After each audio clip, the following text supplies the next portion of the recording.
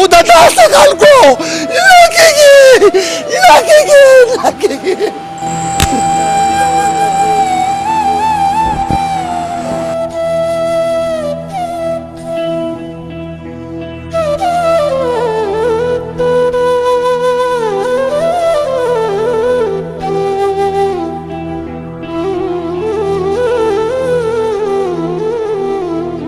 اعوذ باللہ من الشیطان الرجیم بسم اللہ الرحمن الرحیم شروع په نام د الله چې بخون کو مهربان دی قدرمندو کاشف علي چې مایک راواخلو کې عمران کی نو په داسې نشئی بیان کوي قدرمندو ډېر حالې ځلې مې چالو کړي دي او ډېر غریبانانو ته لاړم ډېر یتیمانانو ته لاړم ډېرو بېوسو ته لاړم دا خاص تر نشئی بچو ته زه راځم د نشئی بچو تپوس کوم د نشئی بچو پوښتنه کوم قدرمندو دا یو مشر دلته پروت دی به هم دا ارمان لري چې زما کور وی زما کلی وی زما وطن وی خو کاش نشته زه حیران دا یم چې کله زه سپینې خبرې ته روزم او صفا خبرې ته روزم نو ما ته به بیا دمکیان هم راځي بیا ما ته خلک خور مور هم یادوي بیا ما څوک داسې نه پرېږدي ولې د انسانیت خدمت کوم انسانیت خدمت ته راوتی یم ډېر بې خونده خلک مې ولیده چې یار زه خو خدمت ته راولی یم د داسې خلکو خدمت کوم نن چې ما مایک دا کیمره میان کړی داسې خلکو دپاره میان کړی زه یم چې دا هم د چا بچي دي د دې به هم موري د دې به هم پلاري د دې به هم خانداني قدرمندو حاجي صاحب سره به خبرې کوم دا کس څومره وخت نه پروت دی او انشاءالله چې کاشف علي چېرته هم لاړ شي او د داسې مشر ریکارډینګ وي نو کاشف علي به داسې خلک نه پرېږدي کاشف علي به داسې خلک خامخا بوځي او داسې خلکو له ورسره مقام ورکوي حاجي صاحب ستړی مه شئ ژوند دې غواړم حاجي صاحب څنګه یې طبیعت ښه دی حالات واقعیات ښه دي دا جی دا روزې نه یو 2-3 ورځې مخکې دلته ګاډي والیو دا د پیستري چوک دی آیات آباد د عمران خان مطلب د ویلو زورو پیسې لګولي د هغې د لاندې پروت دی خپې ماته ده بیا ما لږ ته ووایي چې روچتې که هسپتال ته یې راوړه او سامان مامان هر څومره خرچه چې زه به اوس تاسو ته څه ووایم چې هر سړی د چا خپه ماتې چې په هغه څونه پیسې لګي هغه هر څه مو کړل بیا مو وله سړی نیلو 800 روپۍ ورځ د 1000 روپۍ ورځ به مو ورکوله خدمت په هسپتال کې کوو بیا موږ دونه تنګ شو چې موږ ته څه خپله حادثه پېښه شوه چې یاره د هسپتال کې دته څوک داسې ولاړي چې د خدمت وکړي او مطلب نو هغه موږ چاته هسپتال والا ته حواله که کمپلیکس کې هغوی راوړي دي او بیا دلته غورځولې اوس ما ته چارنګ وکړو زه واپس رالم او چې مې وکتل دلته پروت دی ټکونه لګېدلي دي او څوک دونه نشته دا خوا کې ورته هوټل دی د ورځې پکې د ورځې 10,000 او 20,000 روپۍ خلک د دته هغه پاتې شو ته هم څوک نه ورکوي نو دا دنیا نه دا خلک دي څوک تپوس نه کوي دا دنیا به راغورځېږي او خلک نن سبا حکومت ته دې تپوس نه کوي هر کلي کې د ورځ د میاشتې 150-150 کسان په هیڅو ماشومان راوړي او خلک ټول لازمان ټول غټ بلاګان هغه چې خلک د خلکو وینې څکي هغوی خبر دي خو داسې وخت را روان دی چې حکومت به بیا د دې خپلو خلکو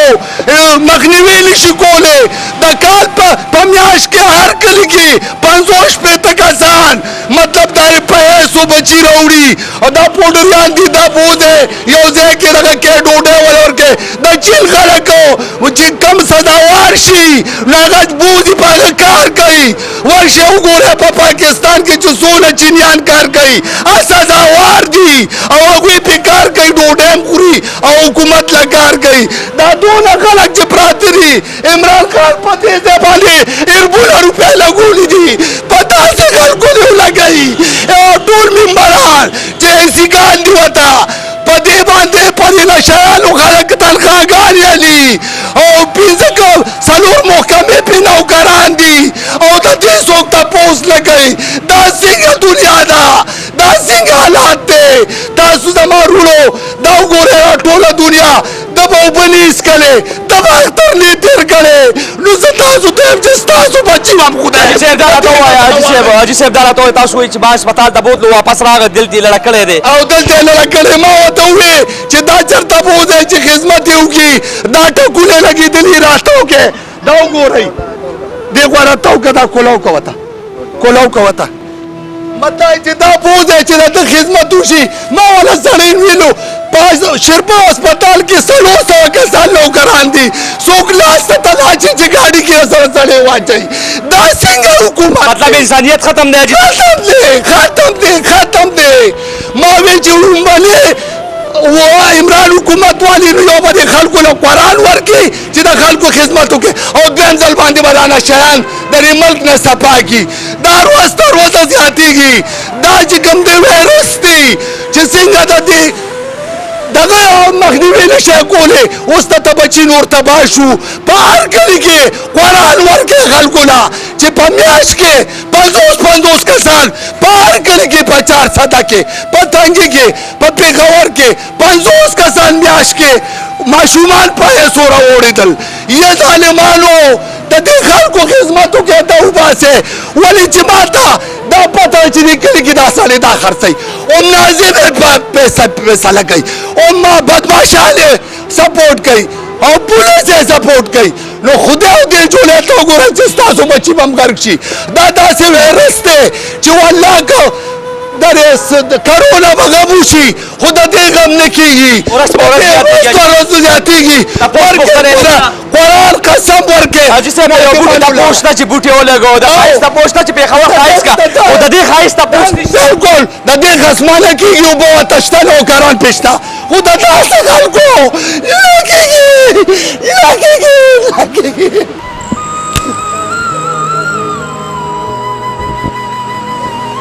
قدرمندو